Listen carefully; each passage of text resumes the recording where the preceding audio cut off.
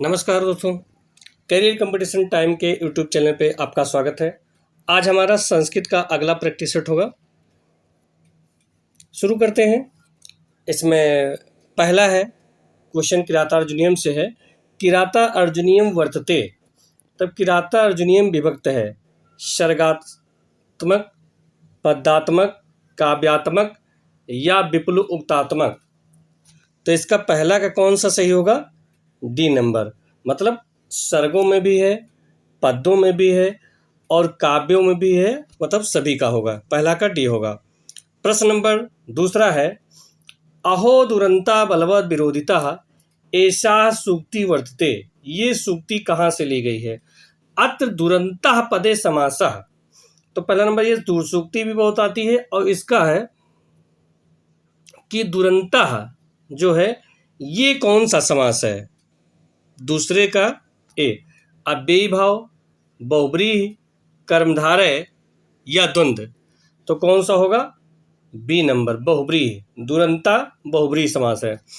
प्रश्न नंबर तीसरा है, पर अपरा पर अपर भिन्न के योग में कौन सी विभक्ति होती है? मतलब अगर पर, अपर और भिन्न ये शब्द, इसके योग में किस विभक्ति का प्रयोग किया जाता है? प्रथमा, तृतीया, पंचमी, सप्तमी। तो कौन सा होगा तीसरा का? सी नंबर, पंचमी विभक्ति का प्रयोग किया जाता है पर अपर भिन्न के योग में। प्रश्न नंबर चौथा है, नीति शतक के अनुसार पार ब्रह्म को जाना जा सकता है।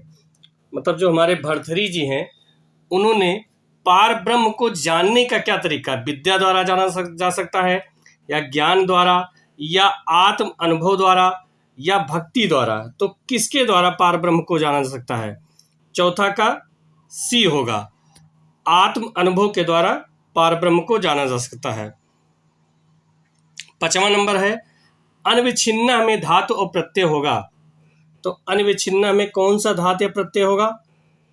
अन, अव, छिद, कत। अन उपसर्ग विद धात छिन प्रत्यय। सी है अन उपसर्ग छिद धात कृत प्रत्यय या डी अन अव छिद कत। तो पांचवा का कौन सा सही होगा? पांचवा का डी होगा, अन अव छिद कत।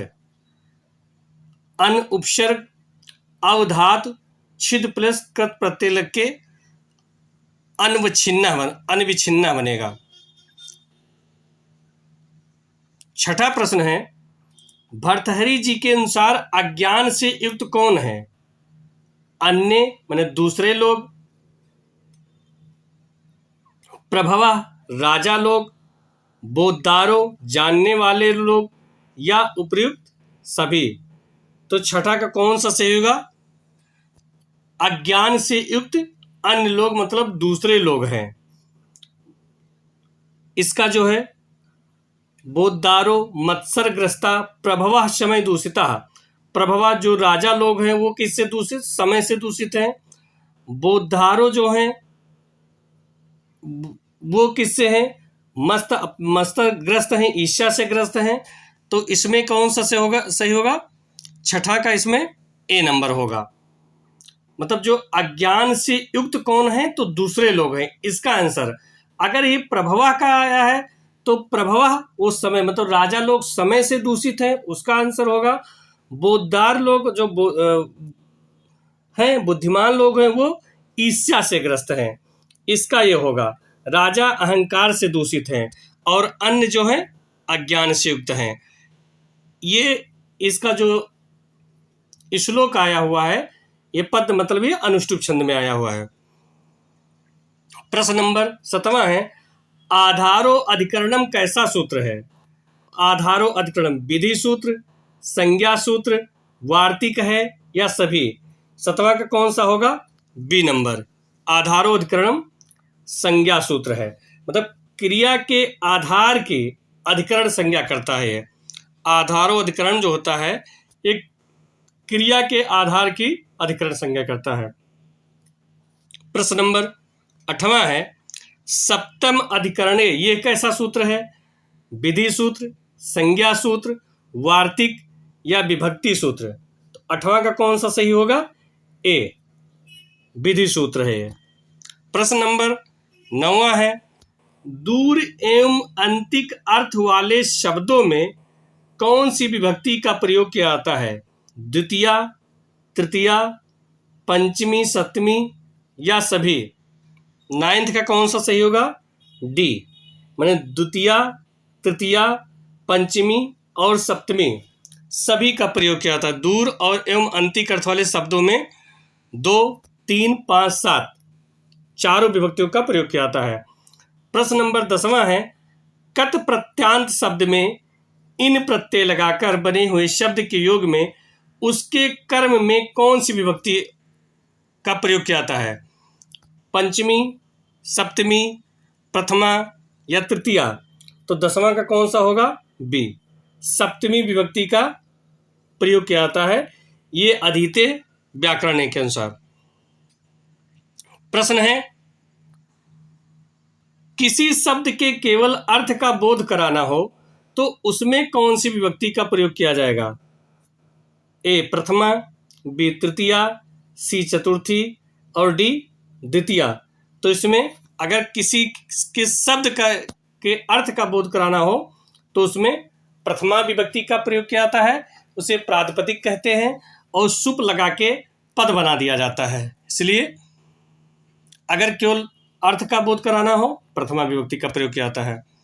अगला है, पाणिनीय मिताक्षरा किसकी रचना है? अन्नम भट्ट की, नागेश भट्ट की, भट्टोजी दीक्षित की या कात्यायन की? तो 12 का कौन सा सही होगा? ए, पाणिनीय मिताक्षरा अन्नम भट्ट की रचना है।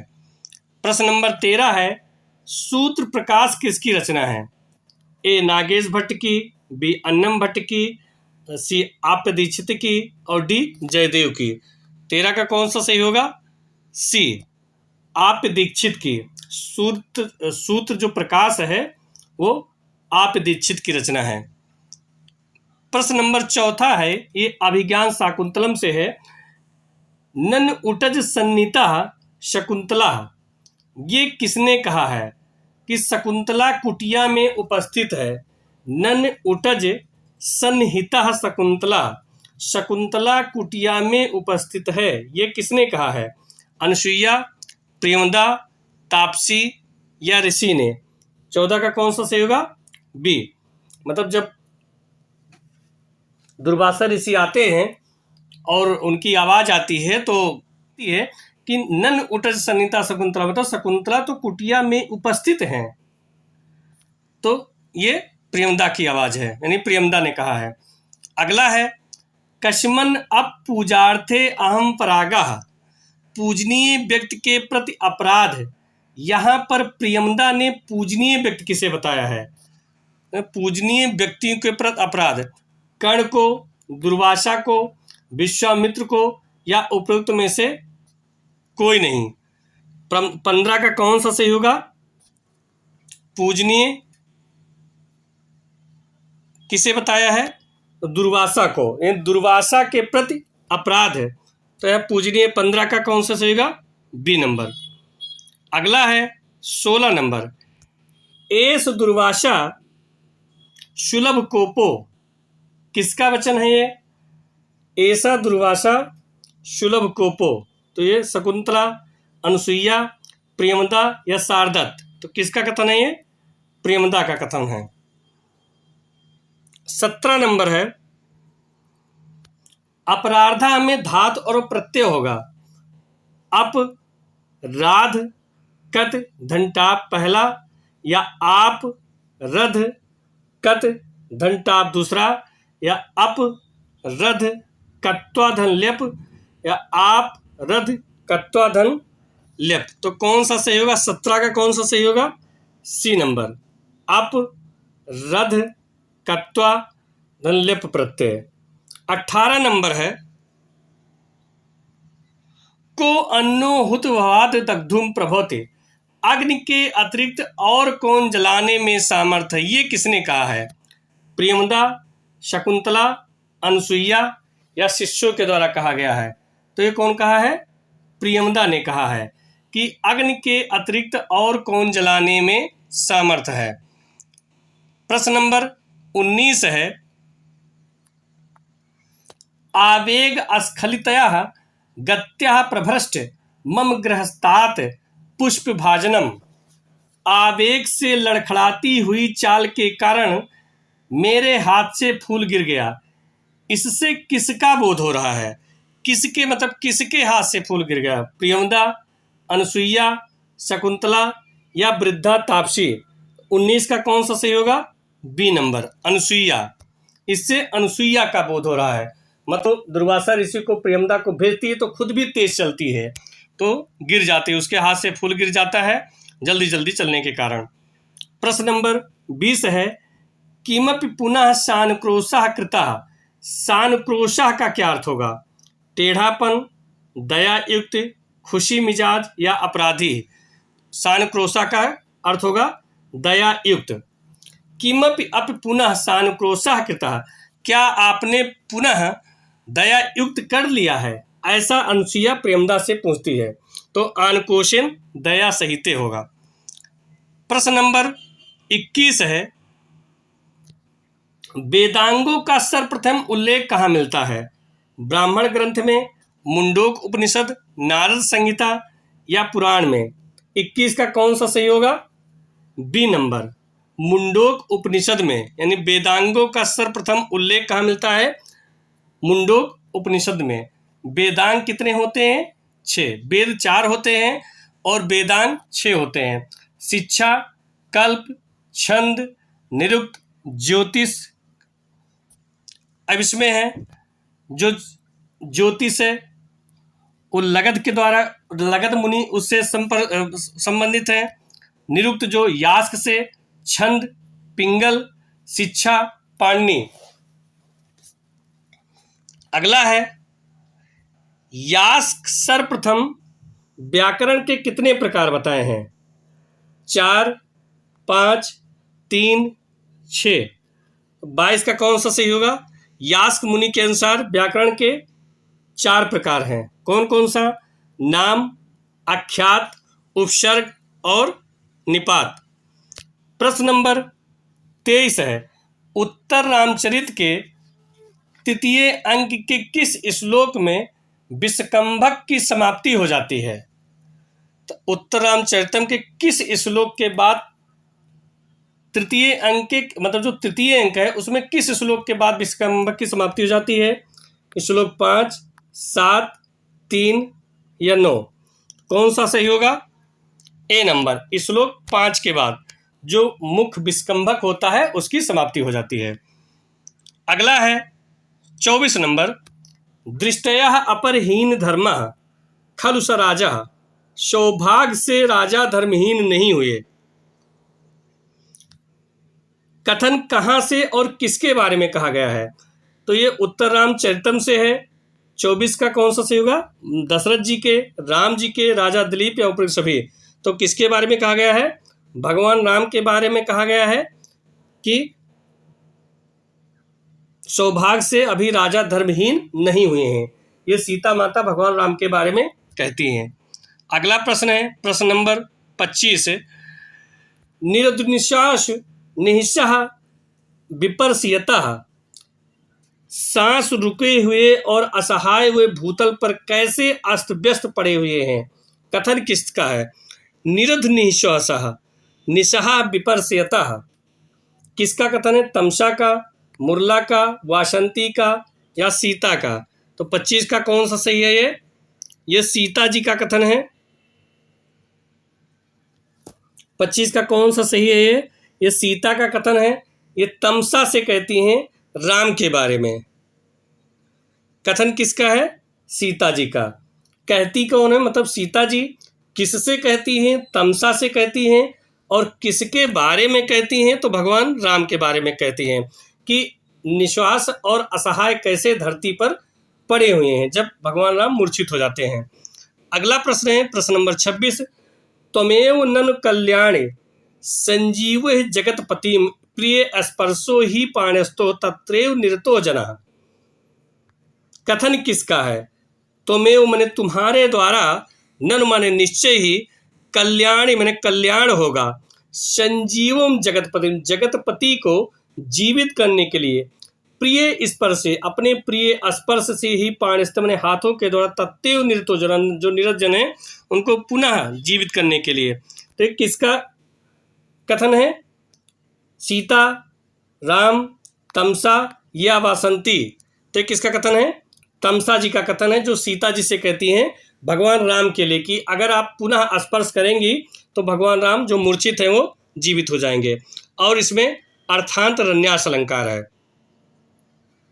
अगला है जाने पुनः प्रत्यागतमिव जीवितम त्रैलोक्यस्य, तीनों लोकों का जीवन पुनः लौट आया।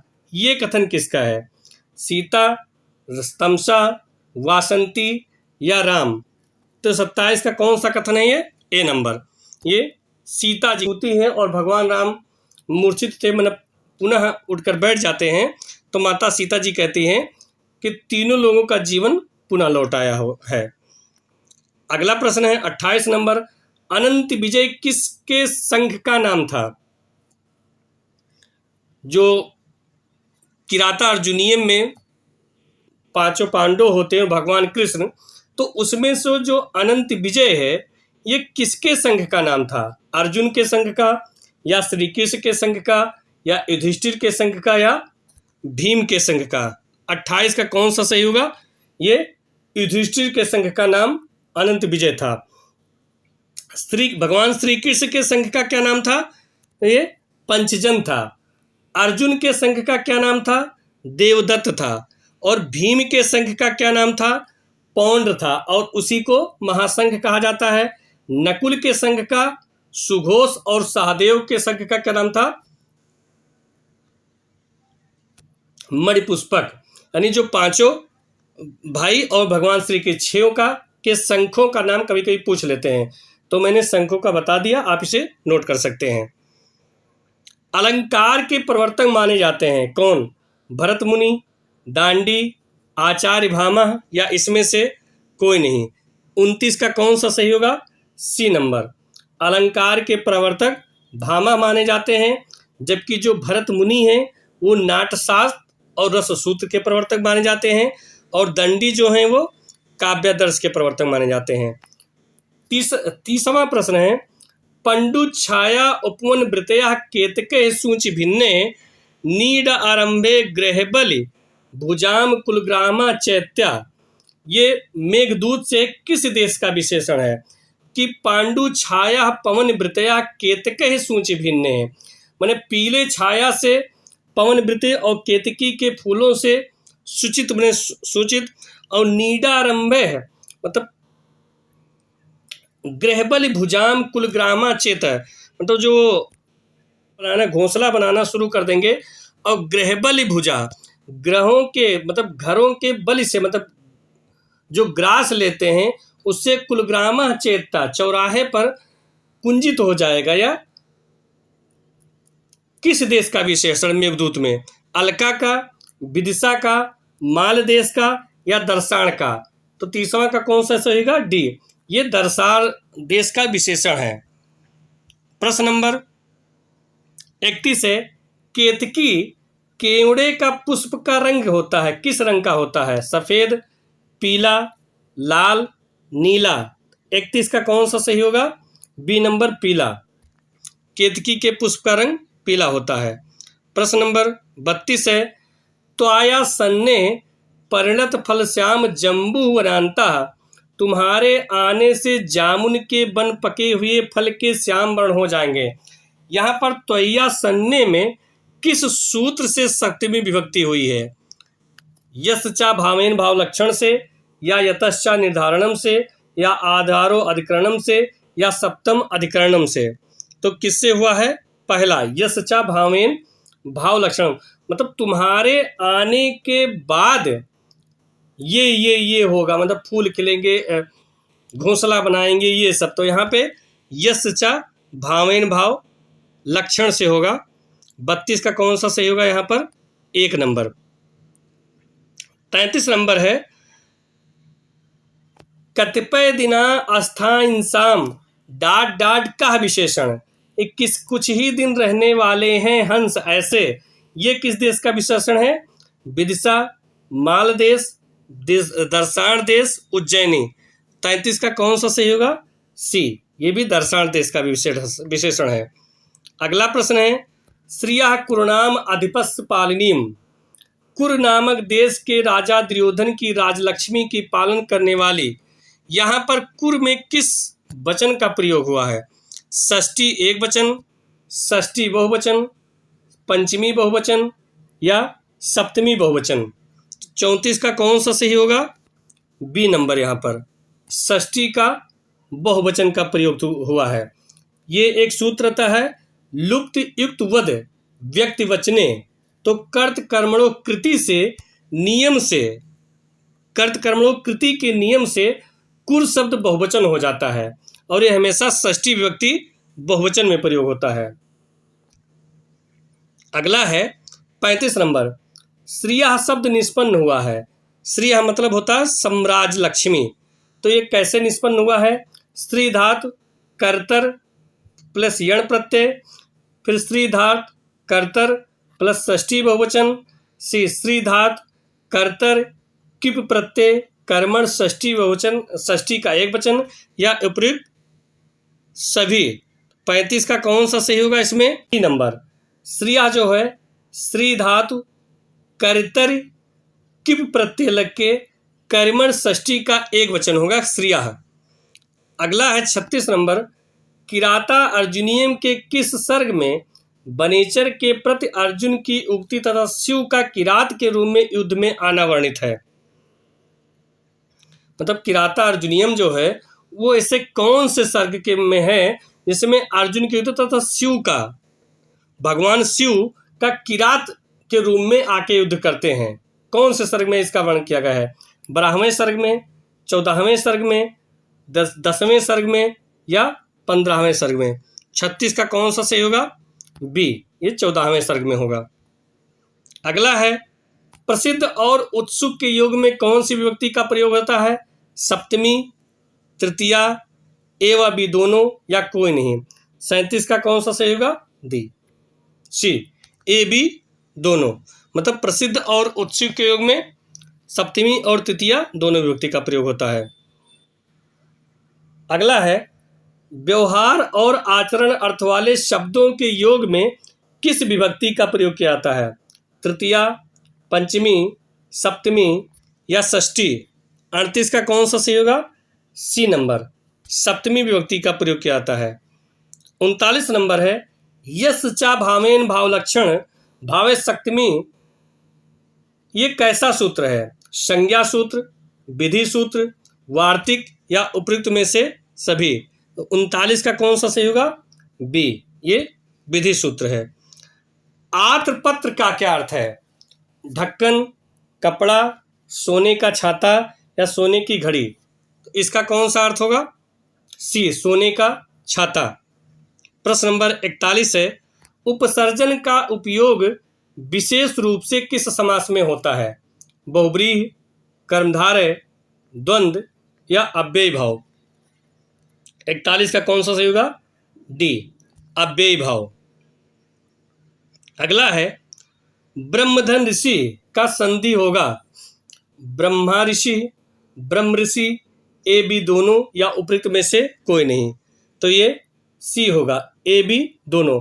जो प्रकृति भाव है गुण संधि का प्रयोग होता है विकल्प से, मतलब प्रकृति भाव है तो ब्रह्माधन ऋषि बनेगा और गुण संधि से ब्रह्म ऋषि बन जाएगा। सकंदु का संधि विच्छेद होगा शाकधन अंधु, शकधन अंधु, शकधन आंधु, साधन कंधु। तो 43 का कौन सा सही होगा? बी नंबर, शकधन अंधु बराबर शकंधु। अगला है, ओत संधि का उदाहरण है अमीधनीशः, अमूधनास्ते, ईधन इंद्रः, अहोधनीशः। तो ओत सूत्र संधि का कौन सा उदाहरण है? 44 का डी नंबर, अहोधन ईशः। सुट संज्ञा होती है सर्वनाम स्थान की, विशेषण स्थान की, दोनों की, या कोई नहीं।